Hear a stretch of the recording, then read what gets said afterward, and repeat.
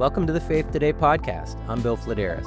And I'm Sammy Trema. Bill, this episode is one that is definitely close to the heart. We're talking about relationship between pastors who may not have the same denominational lines and what the value is of relationship and connecting there. Your guest was Jason Ballard. What were some things that you got into with the conversation? Jason helped to plant a church in Vancouver, I think about 6 years ago, if I'm remembering right. He says in the episode.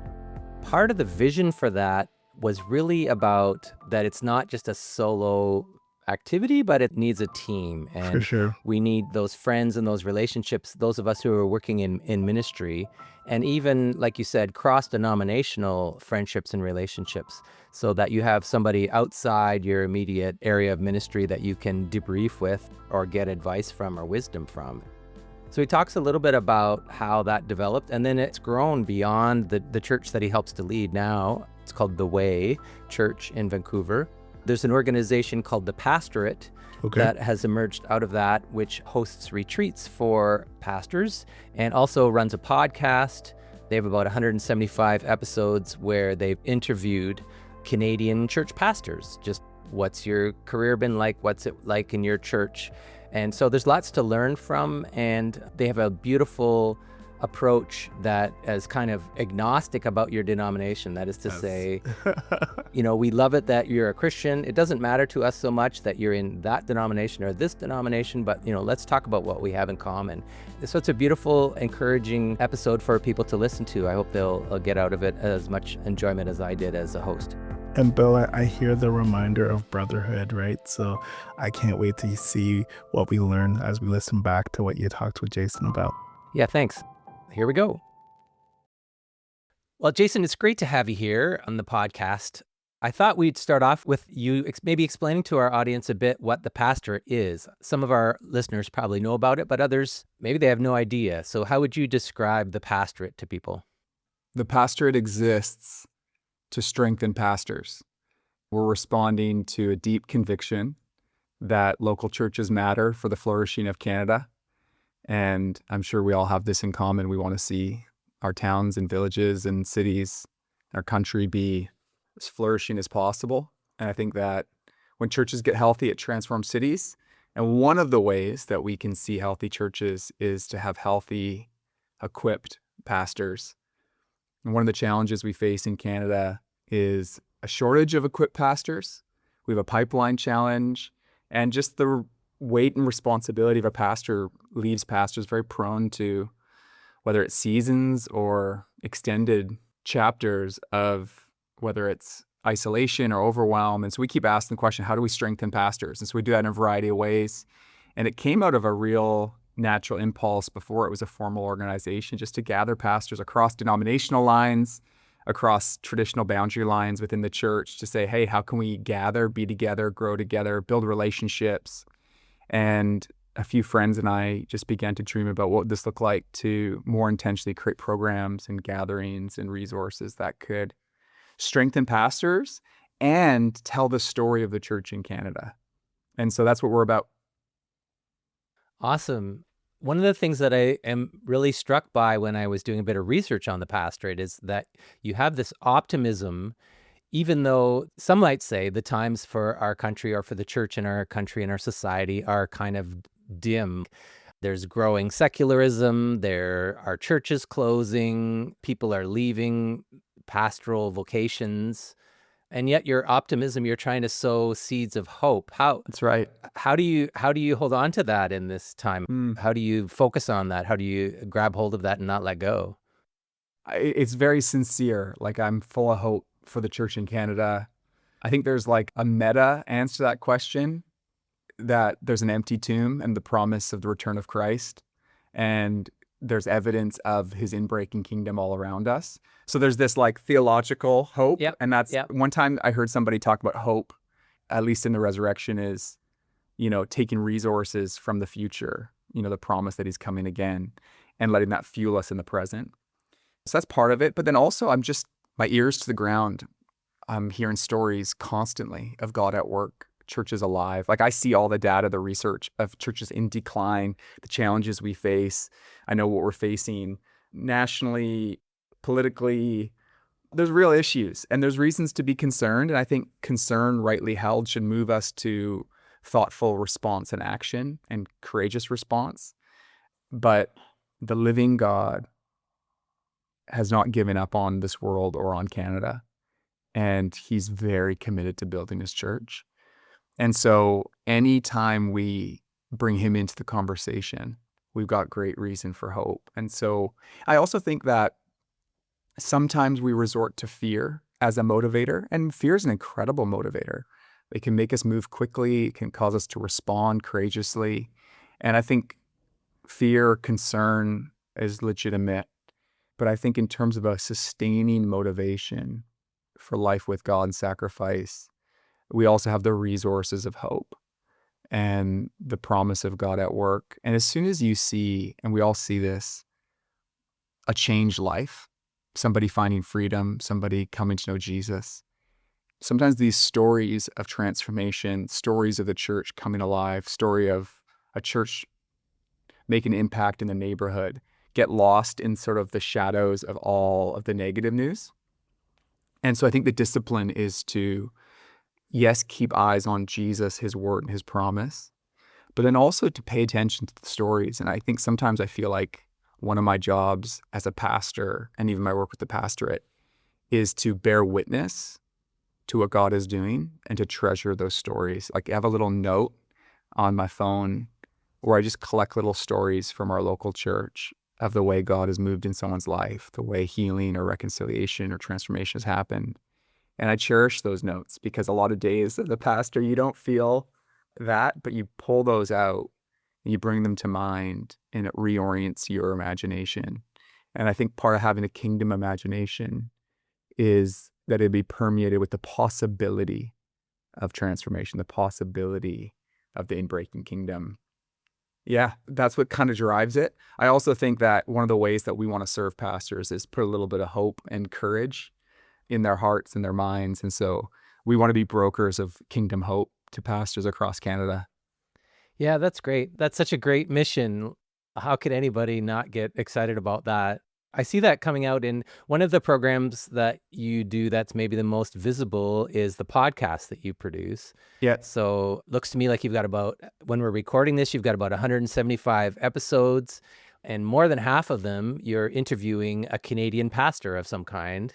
What are you trying to do with the pastorate then? Like you said, or maybe just elaborate. You were talking about a little bit of courage and a little bit of hope. Yeah. So with a podcast, there's kind of a few goals. Like one is if we could join the conversation that a pastor or ministry leader is having in their internal monologue with the people around them throughout the week, we want to join that conversation. So we sit down with pastors and ask them about what they're seeing and learning.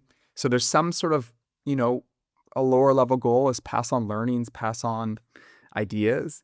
But more than anything, we're just trying to tell the story of the church in Canada. I know that for me, when I hear about God at work in Yellowknife or in Grand Manan, New Brunswick, and I hear about a pastor who's also sacrificing and dreaming and serving, it does something to me here in Vancouver. And so it's one of our real joys and a deep conviction to make a good percentage of our interviews, Canadian pastors, men and women who are serving the church in a geographical diversity, denominational diversity. And it's just such a joy because, you probably have the same experience. I get to go, so tell me about how you found yourself in ministry. Tell me what you're seeing God doing. I love hearing stories of churches.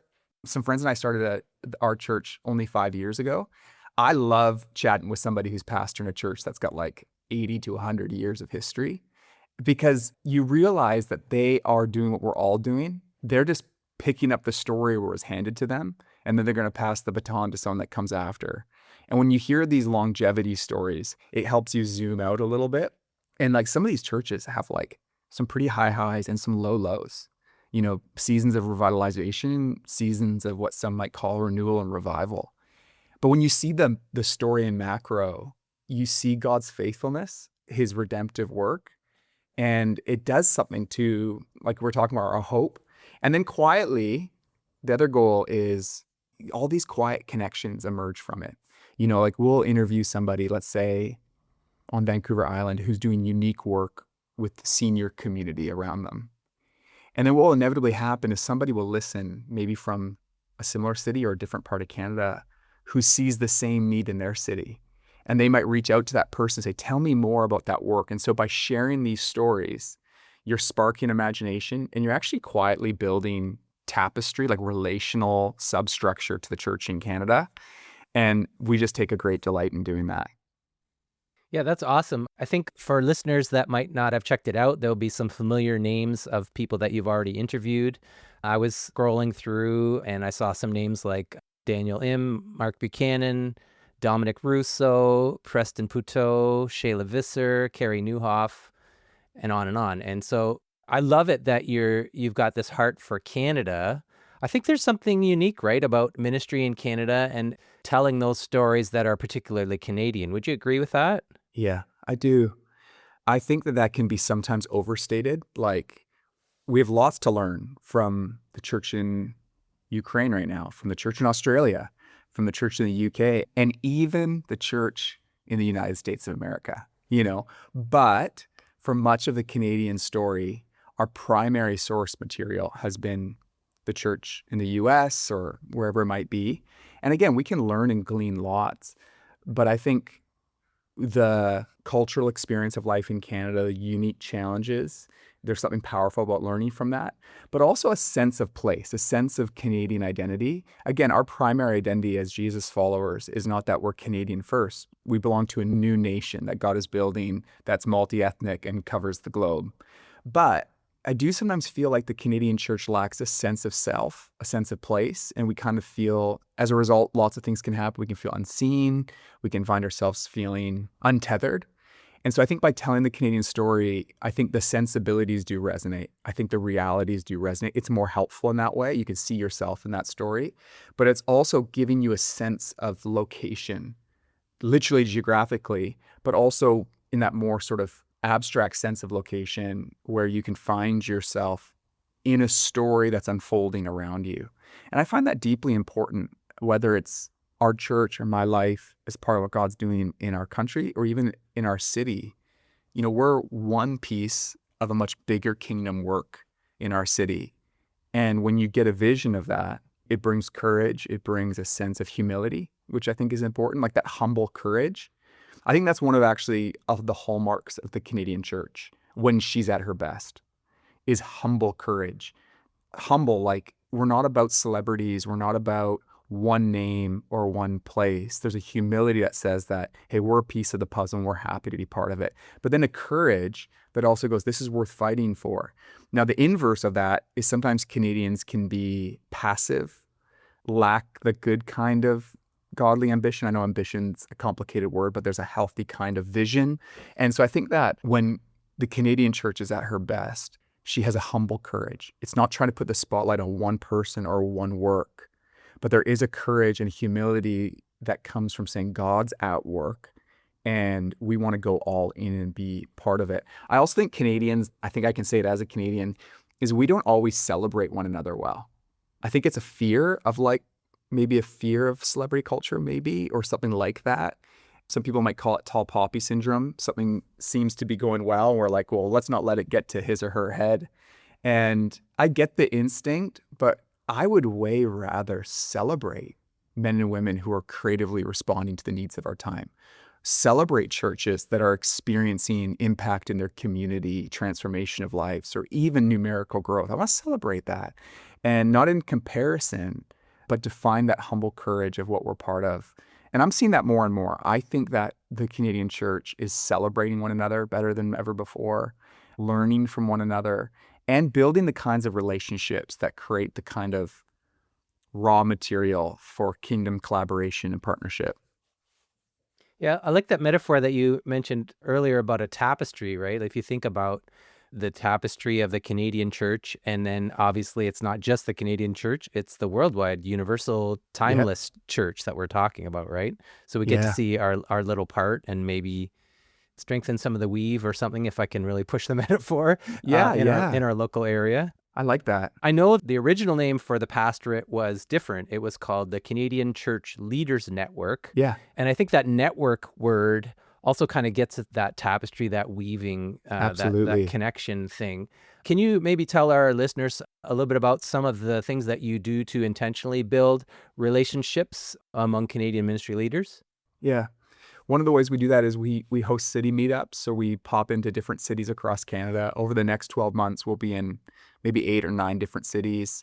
And we just gather pastors. Some people drive multiple hours to be there. And, some people, it's right in their neck of the woods. And it's a really eclectic bunch, age, stage, type of church. And usually we spend some time eating some amazing food. So we find like the best pastries, the best coffee we can nearby, because we want to set the table with hospitality and tell pastors that we value you. We think your work matters. And if you're going to give us 2 hours of your day, we may as well put something yummy in your tummy. And then there's usually some sort of like storytelling. Here's some stories of God at work. Maybe something that could actually like pour into them. So that could be an older pastor with decades of experience depositing something in their hearts and minds. And then time to pray and connect with each other. And that's really special. So you see these relationships build through there. We also host retreats, which we really enjoy. We just last week we're doing a retreat. We had pastors from 4 or 5 different provinces who came out for it. And then many of them come with their spouses. And it's like 3 nights and there's tons of spacious time. And one of the things I delight in the most is the conversations after meals where they just linger on and there's real laughter. But then also the ministry, like we don't push this or have to force it. But every single time we do stuff like this, there's little pockets and corners of people receiving prayer or tears in their eyes. And I think something that's special is like when a pastor experiences a safe space with another pastor, no comparison. This isn't just a quick in-passing conversation in a lobby in a networking environment. And you begin to express what you're going through. I think there's this subconscious or conscious awareness that on some level they know what I'm experiencing, and that expedites the trust and expedites the vulnerability. And then to put your hand on that person's shoulder and say, I bless what God's doing in your life. I'm sorry for what you're experiencing. I want to pray for God's help. And then one of the ways we do this most deeply is we have these more long-form programs. So we have 2 programs that actually run over 12 months or 16 months. And that's the same group of pastors spending an extended period of time, some in person, so these retreats along the way, and then monthly meetups on Zoom. And then you're in the same cohort, in the same group, and you're hearing from the same thought leaders or contributors, but then processing it together, reflecting on your experience. And it's just been so special to see because there is a unique role. Like I really cherish the pastoral friendships I have. I have a tapestry, to use that word, or a constellation of meaningful relationships, but some of the ones that are most precious to me are friendships with other pastors. And those don't happen on accident. They require some intentionality. We're all busy, so, invest in those friendships. But when you do experience those, they can be such a great gift. And so we see those emerging all the time. People sign up for our programs because they want to learn something or experience something, but inevitably what they walk away most appreciating is the new relationships they form. One of the podcast episodes that I listened to getting ready for today had you talking about exactly that relationships that go beyond the bucket that you're creating. You're creating this opportunity that could coalesce, that could start something, that could catalyze a relationship. But you were saying how thrilled you were to have those relationships keep on going independent of your organization. And I thought that was beautiful to see your heart for that. Yeah, that's the vision. I mean, I was very fortunate before we started the pastorate. There was a group of pastors who actually represented 1 to 4 different countries that would meet once a year for a couple days, do some shared learning, pray for each other, and encourage one another. And then a group chat that kind of extended beyond that. And I was invited into that. And I experienced just such profound resource from those relationships, the sense of commitment. There wasn't someone organizing that for us. It was a few people initiating that. And then I remember during the pandemic, reaching out to a few Canadian pastors and saying, hey, for the next however many months, do you want to just jump on Zoom once a month? And these weren't pastors that I knew very well at the time, but it became like a lifeline during especially those early months of the pandemic, trying to navigate our own experience, but also our church's rapidly changing dynamics. And so what we've seen that we love is, I think if anything, we're trying to make it popular to be in relationship with other pastors intentionally and consistently. And so some of that is fueled by our programs. But at the end of, like, we do a program for young pastors called the Emerging Leaders Lab. So these are pastors, most of them in their 20s or 30s, who have a vision for long-term ministry, maybe even a vision to be a lead pastor at some point in their journey, but they're not in that role now. And the last session that I get to teach is how to lead a peer-led pastoral cohort. So the idea is, you've signed up for this program. We hope it's been helpful for you. But when this program is done, I hope you might continue on. And just 2 weeks ago, got a message from a pastor named Reese from Vancouver Island. And he said, hey, me and a bunch of guys from that group have been meeting on a regular basis. And do you have any advice? And that's a call I love to give, just to say, keep it simple. Don't make it complicated.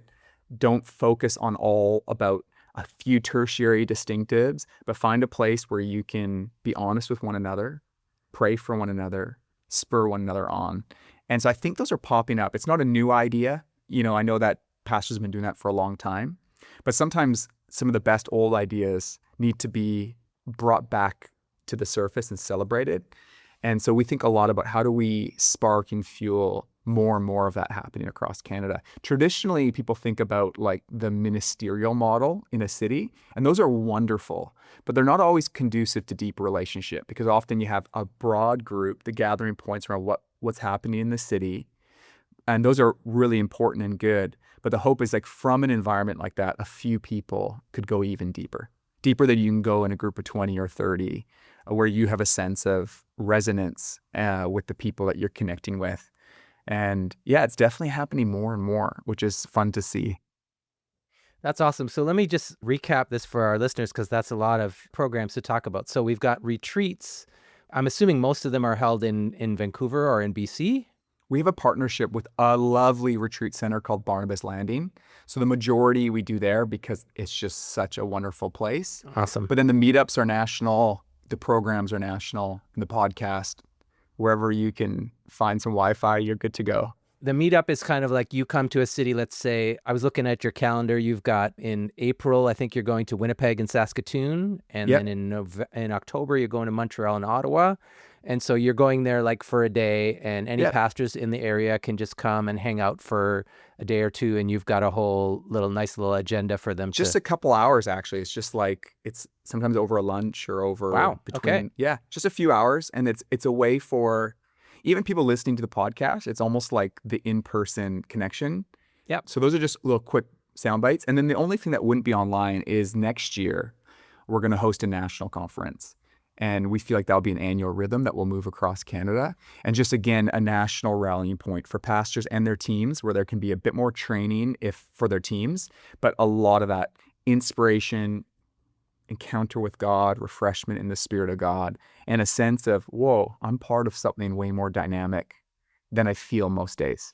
I should have mentioned the other thing, of course, was these cohorts then that we talked Yeah. about. So 12 months for the emerging leaders cohort, and 14 months for, what is it called, senior pastor fellowship or Yeah, something lead like that? pastors fellowship. Lead Yeah, pastor. that's right. Yeah. Yeah. Some people don't like the word senior. Some people don't like the word Okay. lead. We didn't know where to go with that, but Yeah. you get the idea. Sure. Yeah. So all these kind of relationships are happening across denominations. And I think that lines up with the ministry that I'm involved with at Faith Today magazine and the Evangelical Fellowship of Canada, trying to encourage these kind of relationships across denominations. So it's just thrilling to see that actually happening, and have something that can supplement or complement the traditional ministerials like you're talking about. Yeah. One of the things that comes out of these kind of relationships that get sparked seems to be some collaboration at times, even in the area of ministry. One Yeah. of the episodes that I listened to, you were talking about another hat that you wear is you're a pastor at a church called The Way in Vancouver. Like you mentioned, it's 5 or 6 years old. And one of the things you mentioned was that you have apprentice pastors that you loan out to other churches in your area to help fill preaching vacancies. Yeah. And that's another relationship builder that leads to collaboration. Can you maybe tell our listeners a bit about that? Yeah. Essentially, as a church, when we were in the journey discerning if we should plant a church in Vancouver, We really felt that we were called not to build a church, but to strengthen the church in Vancouver. And it did mean building a local community with a sense of who we are and commitment to one another. But we've just always been like thinking about how can we serve and help other pastors? And then also how can we do things with? So, we're approaching Easter on Good Friday. We'll do our Good Friday service with 4 other churches in the city: Coastal Church, First Baptist, Church Untitled, Center Church. And that comes out of relationships. I mean, these are pastors we know personally that we spend time with. Almost every Sunday, there's a pastor at a church called Dunbar Heights who texts me, "Hey, I'm praying for you this morning. Here's what I'm Oh, preaching on. Can you sweet. pray for me?" And so there's the formal stuff, like we're doing this together, but the unseen stuff is the special stuff. All those text messages and coffees. We make a point to do that. And then we also just make a point to go, how can we help other churches when there's need? And we're a church that's needed help. So we are both receiving help in different ways where we have weaknesses. We have a deep bench of developing preachers and communicators. That's one way that we can serve other churches. And I remember during the pandemic, that looked like sometimes helping a church figure out how to get the online thing working. We have a younger team, so that's more intuitive. But for a church maybe that has been around a lot longer, their team could feel like that's less intuitive. How can we help? But the main expression is relationship, trying to have time in the calendar for those coffees, for that time together. And then often what emerges, all sorts of creative initiatives. Well, I love you being able to share some of these stories on your podcast and other places. I feel like it could be a real source of inspiration for so many other pastors and ministry leaders that are looking to envision kind of ministry that is about being with other churches around, other ministry leaders around, and then strengthening those bonds for the sustainability of a ministry career, right? Mm-hmm. You mentioned the deep bench that you have of younger preachers and leaders, and I'm guessing that's partly from, I'm going to get to another hat that you wear now. There's something that you've got called the Way College, Yeah. associated with your church, where you're helping to train people for ministry, I guess. Yeah, You want to explain that initiative to people as well? I'd love to. Earlier, I mentioned this idea of a pipeline challenge. How do we train the pastors of tomorrow? And then we often ask the question too, what kind of ministers will they be? Will they be people who have a high value for God's word? Will they be people who value hospitality and mission? Are they people who, dot, dot, dot, dot. And so we've all been shaped somewhere in some ways. And if we want to see more pastors of courage and conviction and have honed their craft, we need to create a lot of different expressions for that. So we wanted to start a Bible college to train pastors with that expressed purpose. And so we partnered with some institutions that could allow us to do accrediting. And then we built a program that has a couple different expressions where we could do a few things. One is we wanted to move the Bible college experience into the heart of a local church so that ministry exposure and ministry experience is coupled with the classroom. And so, one fun example is we have a philosophy of ministry class. So there's a lecture and there's conversations. But if in that philosophy of ministry class, they're talking about a topic like small groups, these students are experiencing what it feels like to be in that small group and can ask those critical questions. Why do we do X, Y, Z? Why not this? Or if we're talking about Sunday liturgies, they're in the environment. In some cases, that means they're getting opportunities to participate, but it's integrating that. And so we started the Way College really to form pastors. That's our express purpose. So we have a 4-year program that you get an undergraduate degree, and it's a step in the journey towards pastoral ministry. In the coming years, we'll add a master's component to that in partnership with a Canadian institution, which is really exciting. And we're really fortunate just to have wonderful teachers in our environment who've got the ability and the experience to pass on. And then one thing that's really fun is we've started this thing called Everyday Seminary that just extends out of it. So we're able to take some of the experiences that the full-time students have and make it available for anyone. So just a few weeks ago, we did a Saturday in Vancouver on Habakkuk, and Daryl Johnson's one of the pastors and elders at our church and gifted Bible teachers at Regent for some time. And we wanted this experience for our full-time students, but it's easy to open it up. And so we were able to host people from not just our church, but tons of churches from across BC, some people even driving up from Washington for one day on the Old Testament minor prophet Habakkuk. And so we do these things like Everyday Seminary. And then what's really exciting is we've been recording all of these intensives over the last little while. We're going to be able to share them online so people can access it. So it's like we have this deep sort of experience where we're forming pastors in the full program, but then trying to make all of these resources available for the whole church. Because forming ministers isn't just people who are going to do this for their job. I mean, we need the whole church equipped for life and ministry. And so we're having a ton of fun, man. I love doing this. Our team feels like this is like one of our unique callings. And when I say unique, what I mean is not that we're the only ones doing it. Lots of churches are doing this really, really well.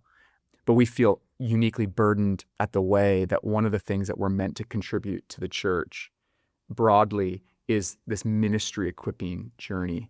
And whether that's somebody who's 18, just out of high school, thinking about doing ministry in the future, or in some cases, we have people who have moved here from other countries that did ministry overseas but want to get equipped for ministry in Canada. One of our students is does animation for one of the big studios that produces the movies that we all enjoy and watch. And he's able to still do that job. But because of the favor he has there and the sense of calling to do pastoral ministry, whether bivocationally or switching vocation, he's able to study with us a few days a week. So you've got this huge range of like 18-year-olds through to 40-somethings who are all saying, I want to get equipped for life in ministry and in the local church. And so it's a blast, man. It's a really dynamic environment, and we're really enjoying doing it. Wow, it sounds super. So great to see God's favor on your initiatives there that you're trying. I asked your admin assistant about numbers, and she said something like you've got 20 students roughly in the Bible college right now, Yeah. and then a couple hundred that have gone to these everyday seminary kind of events, Yeah, right? that's right. So yeah, there's about 25 or so full-time students. And so it's small. There's room to grow, but we're not trying to do it massive. Like this is a model that other churches could do, a sustainable way within the ecosystem of a local church where you can really mentor and develop and give ministry opportunity. And so depending on the size of church and the amount of resource devoted to it, you could do a cohort of 5, or you could do it much bigger. But then through the part-time studies, we have, lots of hundreds every year. In the summer, or in the spring rather, we do these week-long intensives.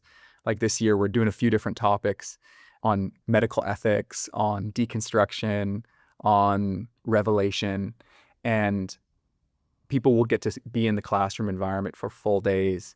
And hundreds of people come, and I think there's a hunger for it. But sometimes accessing that theological education or a biblical formation or ministry tools and experience can feel really far away.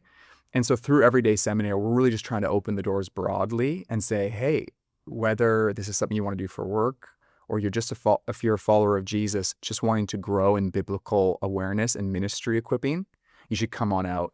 And I think there's a hunger now more than I've seen in a long time I think it's because people's faith is there's pressure about what do you believe? And the Bible's a really good book, but it's not a simple book. It wasn't written in our language or our time. And, part of the journey of following Jesus is like getting your head around this stuff. And then not just in your head, but in your heart and then through your hands. And so we're really responding to, yes, the need to equip people, but also a hunger that we're experiencing around us. And surprisingly with young people, it is amazing to see the thoughtfulness and hunger of the next generation for deeper things. And I think that's just a sign of one of the good things God is doing in our time. Yeah, amen. It's a reason for us to give thanks and praise and to keep working to align ourselves with that. So we've introduced our listeners to a lot of different programs and institutional things that you're involved in. Let me ask you personally, how are you doing juggling all that? What do you do to take care of yourself while you're heading in 7 directions at once? I think if somebody followed me around for a week, it wouldn't feel as scattered. It's very integrated. I'm talking to you from my kitchen, where the same table we homeschool our kids and share meals with our neighbors. And in the messiness of life, there's a lot of simple, basic patterns that become the like scaffolding, the simple patterns. None of it's innovative. It's quiet time in the morning with God. It's organizing your week with intentional rest. It's surround yourself with people you love and trust you. And then when it comes to kind of the work front, I know it can sound like a lot of things, but all of this is coming from a group of people together that have a singular mission, which is to build the church in Canada. And so, it's like the Way College, the Way Church, the Pastorate, Everyday Seminary, they're all really pointing at the same thing, which really was a journey of us going, let's plant a life-giving church in the city of Vancouver in community. And then from this place, share the resources we can with others. One of the big values of my life and of the organizations that I'm part of is team and friendship. When a team is organized around a clear vision and consistent values, the vehicles of what we're doing and the strategies can change, but it's about what are those values? What's that vision? And so you're saying no to different things, and sometimes there's tension, like where does all the energy or resource go? But it's all so unified around this deep burden to build the church in Canada, to come alongside pastors, to do it locally, and then from that, hopefully have the integrity to do it nationally. And a lot of this emerged about 5 years ago. The seeds of it all have been growing over the last 20 years as a group of friends have been doing ministry in Canada for a long time. That was through ministries like Alpha and different expressions. And I've just found when you find people with a shared conviction and then you negotiate and do the hard work of fighting for those relationships, then in the battle, if you can use that metaphor, you're never standing on your own. And it's incredibly empowering to be doing it with people. And so that's a bit of it. But there are weeks where I ask the question like, okay, I need to renegotiate something. And what I usually find myself having to do is go back to some real fundamentals, which is admit my humanity, realign my schedule around dependency on God, fight for those closest relationships, and let the priority flow from there. I'm just feeling really thankful for a season where I feel more increasingly tethered to life with God and increasingly finding delight in the with God life and a sense of resource from God for the work in front of me, which looks like admitting my humanity, trusting outcomes to Him, and then tucking in real tight to His voice and presence, which gives you the courage to act, but also the courage to stand down in your weakness. Oh, thank you, Jason. A couple of things that I'm taking away from our conversation and from listening to a couple of your podcasts is that we can have courage to prioritize relationships and not necessarily prioritize, ministry objectives necessarily like institutional things. I really see that in the way that you're prioritizing the things that you're taking on as being important. And then the inspiration that can be to other people to find those relationships and strengthen them.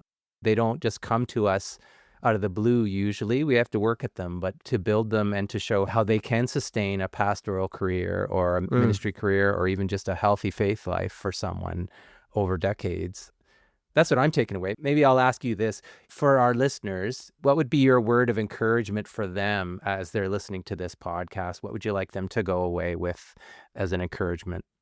I would love to reinforce the reality that this morning we all woke up in a world God made, and there's so much news, there's so much information that can strike fear, distraction, real trials facing not just the world, but our own country.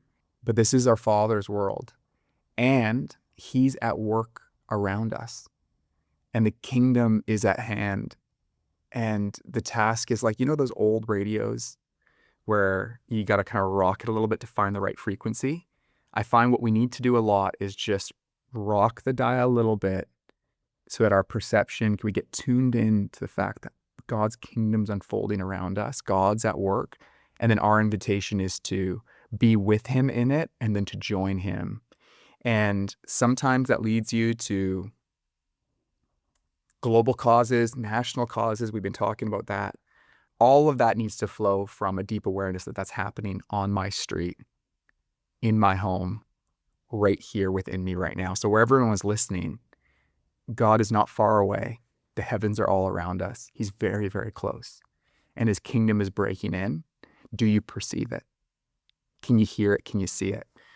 And I think one of the tasks of Christian discipleship or formation is growing in the ability to tune in and see. And very, very practically, sometimes that looks like a slow walk around your neighborhood with God, saying, God, give me eyes to see what you're up to, and then give me the heart and courage to jump in. And so that's my preach to myself today is, Jay, in the midst of this meeting and the next one, just to not get sucked into the vortex of all the things, but to sort of it doesn't mean leaving the things, because we need engaged Christians in the issues, in the times, but just to rock the frequency of self-reliance and chaotic sort of anxiousness into going, okay, God, where are you at in this? And how might I participate? And part of that tapestry, right? It's a distributed ministry, What's my part right? to play? With a team, yeah. Yeah, beautiful. I've really enjoyed this time with you, Bill. Thanks for the conversations you're hosting. I think this is really meaningful. I celebrate anyone who's fueling the conversation of the church in Canada, and you guys are doing it. You guys have been for some time doing this and continue to. I'm very grateful. Well, thank you, Jason, for joining us. We'll make sure to have some show notes for people that they can find the podcast and the way church and college and all of that. So God bless you on your way. Thank you. Faith Today. We hope you've enjoyed this intentionally ad-free listening experience. You can help sustain our podcast by contributing to our publisher at theefc.ca/donate.